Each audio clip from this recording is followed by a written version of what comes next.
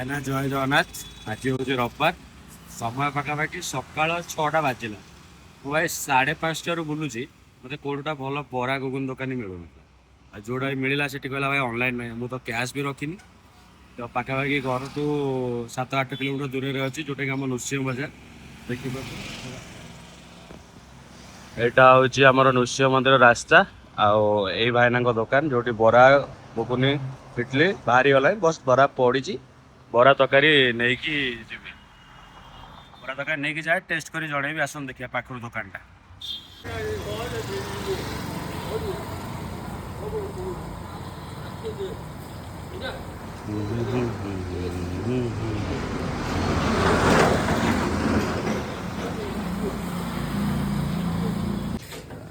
ଏତେ ସକାଳୁ ଦୋକାନ ହେଉଛି ଭାଇ। ଏଇଟା ହେଲା ଆମର ସେଇ ବରା ତରକାରୀ।